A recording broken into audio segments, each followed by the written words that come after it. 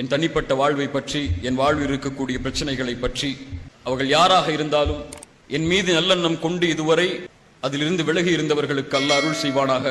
அதிலே மூழ்கி அதில் பரப்பக்கூடிய காரியத்தில் ஈடுபட்டு பிறருக்கும் சந்தேகத்தை ஏற்படுத்தக்கூடிய நிகழ்வில் ஈடுபட்டவர்களை எல்லாம் மன்னிப்பானாக. அவர்களுக்கு மன்னிப்பு தான் என் புறத்திலிருந்து எம்மால் செய்ய முடிகின்ற ஒன்று. நான் மன்னிச்சுட்டு தான் சொல்றேன், நான் மன்னிச்சிடுறேன். ஆனால் தயவு செய்து சமூகத்திற்காக உழைப்பவர்களுக்கு கரம் கொடுங்கள். அவர்களை எப்படி அழிக்க வேண்டும் என்று திட்டம் தீட்டாதீர்கள். இந்த சமூகம் சீர்தூக்கி பார்க்க வேண்டிய முக்கியமான அம்சத்தில் ஒன்று, நாம் சோதிக்கப்படுவதற்குரிய முக்கியமான காரணத்தில் ஒன்று, மீண்டு வர வேண்டிய அம்சத்தில் மிக முக்கியமான அம்சத்தில் ஒன்று, பாவங்களின் எல்லையில் எல்லை அது. சாதாரண அம்சமாக எம்முடைய நாவுகள் செய்யக்கூடிய மிகப்பெரிய குற்றம், அநீதி அது. கவனத்தோடு கேளுங்கள், இறைவன் நம்மை இதிலிருந்து சீர்படுத்துவானாக. வலா யக்தப் பஅதுகும் பஅதன் அயுஹிப்பு அஹதுகும் அயஅகுல லஹ்ம அஹீஹி மைத்தன். ஒருவரை பற்றி புறம் பேசாதே. உன் சகோதரனின் மாமிசத்தை அறுத்து சாப்பிட விரும்புவாயா? வெறுக்க மாட்டாய்? எவ்வளவு கடுமையோடு இறைவன் பேசுகிறான் பாருங்கள். வெறுக்க மாட்டாய்? அப்படி இருக்கும் போது உன் சகோதரனை பற்றி ஏன் புறம் பேசுகிறாய்? புறம் என்றால் என்ன? முஹம்மது நபி இடத்திலே கேட்கப்பட்டது, புறம் என்றால் என்ன? அவன் இல்லாத நேரத்திலே அவனை பற்றி பேசுதல், அவன் வெறுக்கக்கூடிய செயலை. முஹம்மது நபியே அவன் செய்த செயலை பேசுவதில் என்ன தவறு இருக்கிறது? முஹம்மது நபி சொன்னார்கள், செய்த செயலை, அவன் செய்த செயலை அவன் இல்லாத நேரத்திலே பேசுவதுதான் புறம். இதைத்தான் குர்ஆன் சொல்லுகிறது. இறைவன் சொல்லுகிறான், உன் சகோதரனின் மாமிசத்தை சாப்பிடுவதற்கு சமம். இந்த உலகத்திலே ஒரு பெரிய அழைப்பை சொன்னார்கள் இறை தூதர், ஒரு பெரிய அழைப்பை சொன்னார்கள். யா மஅஷர மன் ஆமன பிலிசானி. யாரை அழைக்கிறது தெரியுமா இந்த அழைப்பு? நாவால் ஈமான் கொண்டு, நாவால் இறைவனை ஏற்றுக்கொண்டு உள்ளத்தில் ஈமான் இறங்காதவர்களே, இறை நம்பிக்கை கொண்ட ஒருவரை பற்றி புறம் பேசாதீர்கள். அவர்களுடைய குறைகளை தேடி திரியாதீர்கள். யார் ஒரு சகோதரனின் குறையை தேடி திரிவானோ இறைவன் அவனுடைய குறையை தேடி திரிவான். அவன் குடும்பத்தார்கள் மத்தியிலேயே இருக்கும் நிலையில் அதை வெளியே கொண்டு வருவான். இறை நம்பிக்கை கொண்டவர்களை அழைத்து சொல்லவில்லை. இப்படி செய்பவர்கள் நிஃபாக்கை உடையவர்கள், முனாஃபிக்குகள், பாவிகள். அப்படி ஈமான் உள்ளத்திலே இறங்காமல் நாவில் மொழியக்கூடியவர்களே, பிறரை பற்றி புறம் பேசாதீர்கள். பிறருடைய குறைகளை துருவி திரியாதீர்கள். உங்களுடைய நாவால் பிறருடைய மானம் கீழே விழுவதற்கு அனுமதித்து விடாதீர்கள். ஒன்றை சொல்லவா? கஅபா புனிதமானதா இல்லையா? புனிதமானதா இல்லையா? கஅபாவை ஒருவர் சேதப்படுத்துவதை எப்படி பார்ப்போம்? எப்படி பார்ப்போம்? எப்படி பார்ப்போம்? உயிரை இழந்தாவது அதை பாதுகாப்போம். ரசூலுல்லாஹ் முஹம்மது நபி ஒரு முறை தவாஃப் செய்யும் போது கஅபாவை பார்த்து சொன்னார்கள், நீ சுத்தமானவன், உன் நறுமணம் எவ்வளவு உயர்வானது, உன் கண்ணியம் எவ்வளவு உயரமானது.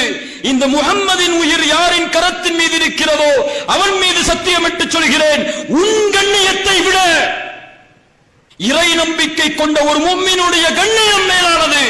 அறிஞர்கள் சொல்லுவார்கள், கஅபாவை ஒரு மனிதன் சேதப்படுத்துவதை விட மோசமான பாவம் ஒரு முஃமினுடைய கண்ணியத்தை பாழாக்குவது. கொஞ்சம் இணையதளங்களை திறந்து பாருங்கள். இந்த சமூகத்தின் அவல நிலைகளை எங்கு பார்த்தாலும், யாரை பார்த்தாலும் தன்னை சீர்படுத்தாதவர்கள், பிறரை சீர்படுத்த வேண்டும் என்பதற்காக பிறருடைய மானங்களை எல்லா வடிவிலும் வீணாக்கக்கூடியவர்கள். இந்த சமூகம் ஒரு கட்டுக்கோப்பான சமூகம். ஒரு நிகழ்வு உங்களுக்கு தெரியும். ஆயிஷா ரலியல்லாஹு அன்ஹா அவர்கள் மீது இட்டுக்கட்டப்பட்டது. கேவலமான பழிச்சொல்லை கொண்டு ஒரு நபித்தோழரையும் எம்முடைய தாயையும் பற்றி தவறாக மதீனா வீதிகள் எல்லாம் பேச ஆரம்பித்தார்கள். பார்ப்பவர்கள், பார்க்காதவர்கள், கேட்பவர்கள், கேட்காதவர்கள் என எல்லோரும் பேசினார்கள். பேசி தீர்த்து முடித்தாயிற்று. வசனம் இறங்குகிறது. சொல்லுகிறான் இறைவன், நீங்கள் அப்படிப்பட்ட செய்தியை கேள்விப்பட்ட போது, நல்லா கேளுங்க, இறை நம்பிக்கை கொண்ட ஆண்களும் பெண்களும் சொல்லி இருக்க வேண்டாமா, நினைத்திருக்க வேண்டாமா, தங்களுக்கு தாங்களே நலவை, தங்களுக்கு தாங்களே நலவை. தங்களுக்கு தாங்களே நலவை நினைத்திருக்க வேண்டாமா என்று ஒரு நபியின் மனைவியை பற்றி பேசும்போது ஏன் இறைவன் சொல்ல வேண்டும்? அவர்களுக்கு தானே நலவை நினைத்திருக்க வேண்டும் என்று சொல்ல வேண்டும். தங்களுக்கு தாங்களே நலவை அமைத்துக் கொள்ள வேண்டாமா என்று இறைவன் சொல்லுவதுடைய அடிப்படை இந்த சமூகத்தின் ஒருவருடைய மானத்தை இழப்பது, கீழே கொண்டு வருவது ஒட்டுமொத்த சமூகத்தையும் களங்கப்படுத்துவதற்கு சமம். ஒருவருடைய மானத்தை அழிப்பது சமூகத்தின் மானத்தை அழிப்பதற்கு சமம். எதிரிகள் வெளியில் எல்லாம் இல்லை. எம்மை அழிப்பதற்கு எதிரிகள் தேவையில்லை. நாமே நம்முடைய கரங்களே போதும். இவரை பற்றி அவர், அவரை பற்றி இவர், அந்த இயக்கத்தை பற்றி இந்த இயக்கம், இந்த இயக்கத்தை பற்றி இந்த இயக்கம், இவர்களுடைய மானத்தை பற்றி அவர்கள் பேசுவார்கள், அவர்களுடைய மானத்தை பற்றி இவர்கள் பேசுவார்கள். இப்படி பேசி பேசி பேசி பேசி சமூகத்தை தலகுனிய வைக்க எல்லோரும் தயார். இல்ல மாஷா அல்லாஹ், அல்லாஹ் பாதுகாத்தவர்களை தவிர. ஒரு மூத்த பத்திரிகையாளரை சந்திக்கும் போது அவர் சொன்னார், உங்கள் சமூகத்துடைய இழிவு என்ன தெரியுமா? சோசியல் மீடியாக்களில் ஒருவரை பற்றி கேள்விப்பட்டால் அதை அப்படியே பரப்பி விடுவதுதான், எல்லோரும் அவரை பற்றி பேசுவதுதான். இதையெல்லாம் உரைகளில் கேட்கும் போது என் சமூகமா அப்படி என்ற நினைவு வரும்.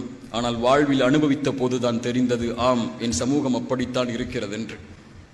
இதுவரை எந்த மார்க்க மேடைகளையும் என்னுடைய தனிப்பட்ட வாழ்வை பேசியதற்கு நான் பயன்படுத்தியதில்லை. ஆனால் பயன்படுத்த வேண்டிய சூழ்நிலை இருக்கிறது என்பதை அறிகிறேன். 23 வயது இருக்கும் எனக்கு. இந்த அழைப்பு பணியில் நுழையும் போது சிறிய பிள்ளை ஒரு அரபி ஆடையை அணிந்து கொண்டு களங்களை எதிர்பார்த்து, இறைவனின் உதவி எதிர்பார்த்த காலம். கிடைக்கும் இடமெல்லாம், ஊர்களில் எல்லாம் மார்க்க பிரச்சாரத்திற்காக செல்வேன். எந்த ஒரு தனிப்பட்ட இயக்கத்தையும் ஆதரித்ததில்லை, எந்த ஒரு தனிப்பட்ட இயக்கத்தையும் தாழ்த்தியதில்லை, எந்த ஒரு தனிப்பட்ட மேடைக்காகவும் எதையும் நான் கூறியதில்லை, பயன்படுத்தியதில்லை. இப்படியே சென்று கொண்டிருந்த அழைப்பு பணியில் 2 ஆண்டுகள் என் வாழ்வில் ஏற்பட்ட சில மாற்றங்கள், சில தாமதம்.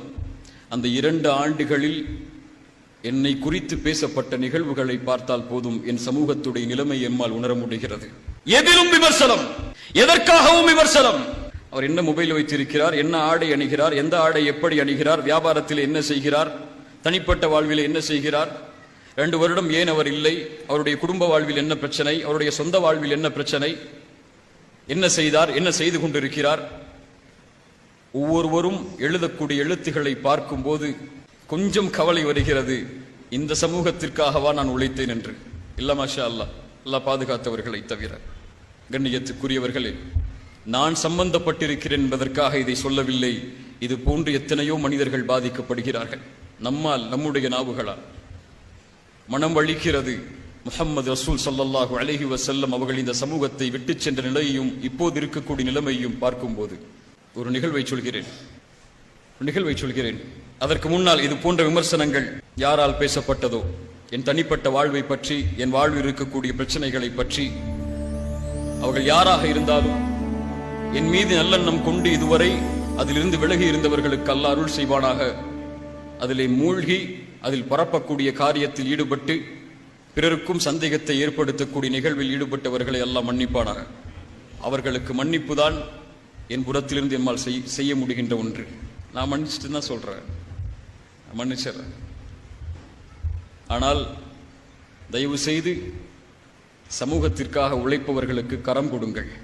அவர்களை எப்படி அழிக்க வேண்டும் என்று திட்டம் தீட்டாதீர்கள். அல்லாஹ் பாதுகாப்பானா. எந்த விமர்சனம் வந்தாலும் அதில் தெளிவு பெறாமல் பிறருக்கு எடுத்து வைக்காதீர்கள். ரசூலுல்லாஹி ஸல்லல்லாஹு அலைஹி வஸல்லம் அவர்களுடைய சபையில் சஹாபாக்கள் உட்கார்ந்திருக்கிறார்கள். உட்கார்ந்திருக்கக்கூடிய நேரத்தில், ஆஹா, என்ன சபை அது, தூதரின் சபை, நபித்தோழர்கள் அங்கே. அல்லாஹ் அந்த சபையை சொர்க்கத்தில் எமக்கு அருள்வாளிப்பானாக. ஒரு பெண்மணி ஓடி வருகிறார்கள். நாம் எல்லாம் அறிந்த செய்திதான். ஓடி வருகிறார்கள்.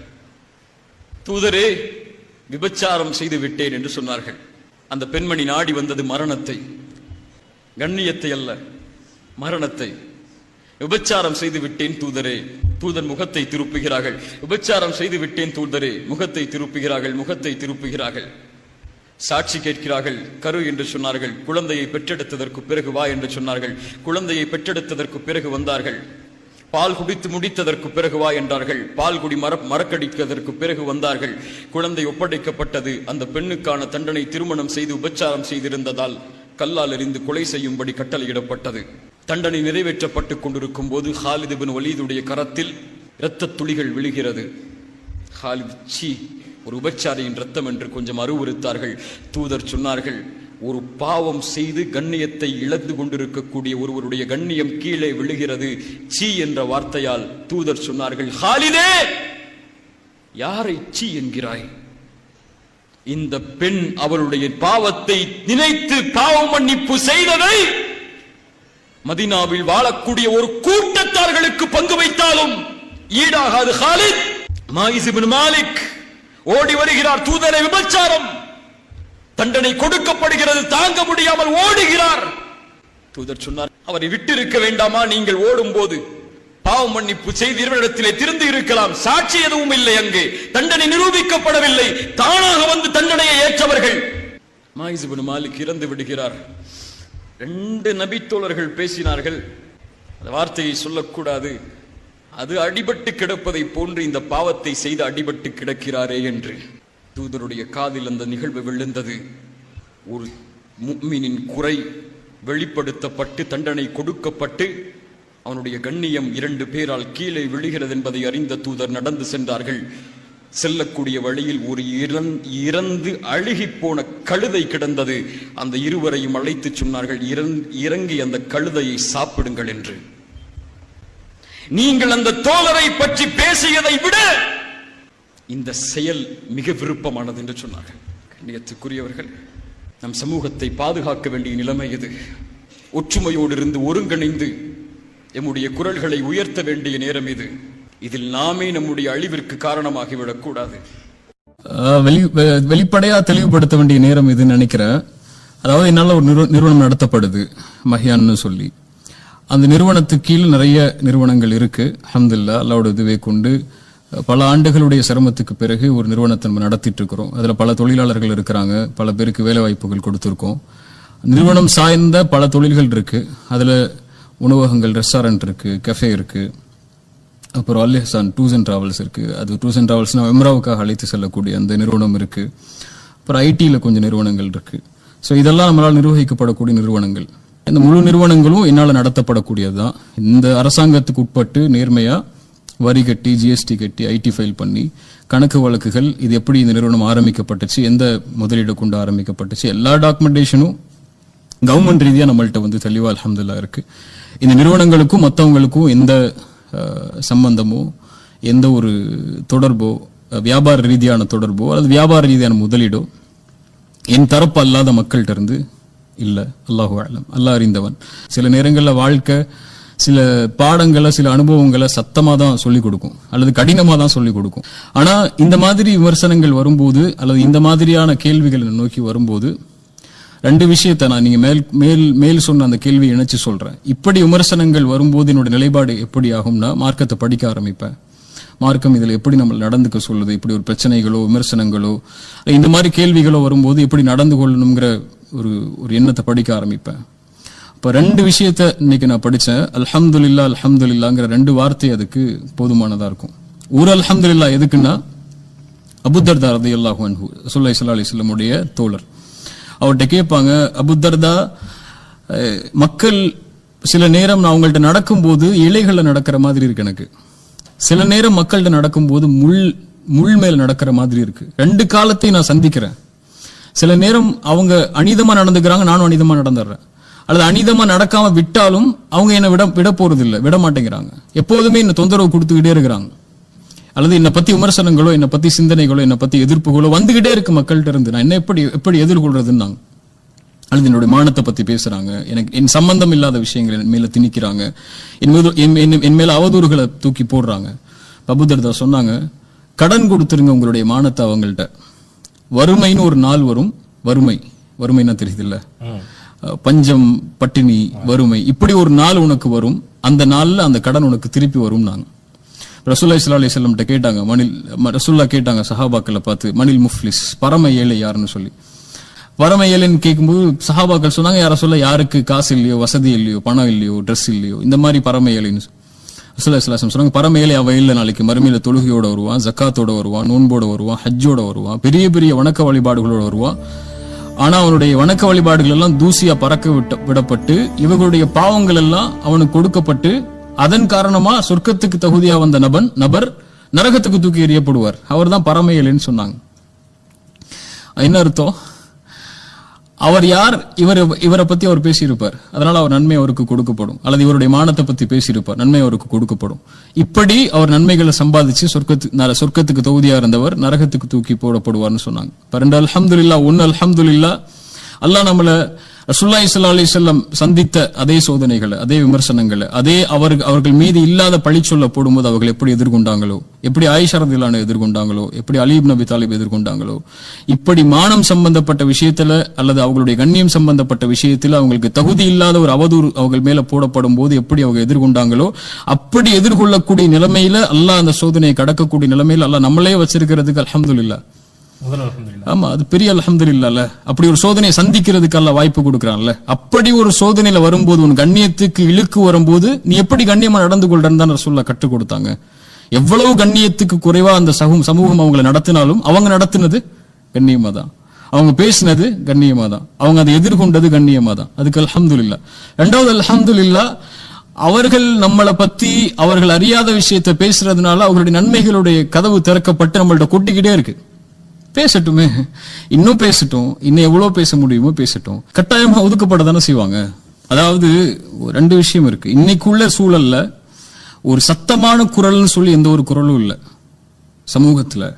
நம்ம தலைமுறையில ஒரு 5 வருஷம் அல்லது 10 வருஷம் முன்னாடி இருந்த சத்தமான குரல்கள் எல்லாமே விமர்சனங்களாலேயே அல்லது அவர்கள் மேல போடப்பட்ட பழிகளாலேயே ஒழிக்கப்பட்டுடுச்சு. அந்த பழிகளும் அந்த இழுசொல்களும் யாரால போடப்பட்டுச்சு? எதிர்த்தரப்புல இருக்கக்கூடிய மக்களால் அல்ல, நம்ம மக்களாலே போடப்பட்ட அவதூறுகளால, நம்ம மக்களே அவர்கள் மேல சொன்ன பழிச்சொல்களால, அவங்க செஞ்ச பாவங்கள், சில பாவங்கள் எடுத்துக்கொண்டு அவங்களை விமர்சிச்சதுனால அவங்களுடைய குரல் இன்னைக்கு இல்ல. சமூகத்துக்காக குரல் கொடுக்கக்கூடிய மனிதர்கள் அவங்க தவறு செய்வாங்க, யாருமே தவறு செய்யாதவங்க இல்ல. தவறு செய்தால் அவர்களை அழைத்து அந்த தவறுக்கு வழிகாட்ட வேண்டிய சமூகம் அவர்களை ஒதுக்கி வைக்கிறதுக்கும் விமர்சனம் செய்யறதுக்கு மட்டும்தான் முன்னாடி இருக்கு. இப்படிதானே? யாரும் வழிகாட்ட முன்னாடி இல்லையே.